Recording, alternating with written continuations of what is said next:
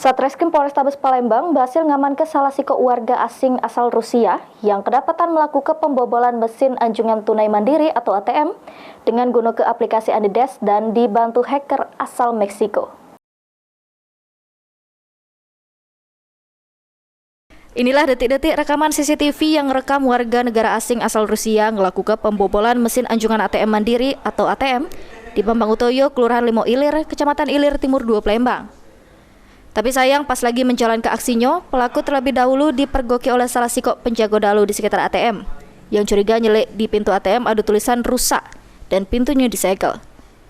Unit Reskrim Polrestabes Palembang yang mengetahui kejadian tersebut langsung bergerak cepat dilakukan penyelidikan sehingga pelaku yang sempat melarikan diri ke Jakarta berhasil ditangkap. Menurut Kapolrestabes Palembang, pelaku Vladimir Kasarski ini merupakan spesialis pembobol mesin ATM antar negara dengan gunakan aplikasi Anides yang dibantu langsung oleh seorang hacker dari negara Meksiko. Modus pelaku ini dewek nutup ATM dengan tulisan rusak. Sesudah itu pelaku pun langsung gunakan aplikasi Anides dengan dibantu hacker untuk menjebol ATM yang rata-rata Bank BUMD. Pelaku ini dewek pernah terjerat perkara yang sama di Polda Metro Jaya dan jalani hukuman selama 11 bulan yang selanjutnya dideportasi ke negaranya.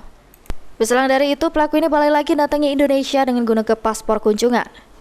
Dari tangan pelaku, petugas berhasil ngamankan duit tunai senilai 30 juta rupiah, paspor, laptop, dan pakaian yang digunakan pelaku pas melancarkan aksinya. Sasaran daripada tindak pidana ilegal aksesnya adalah khusus sebuah mesin ATM.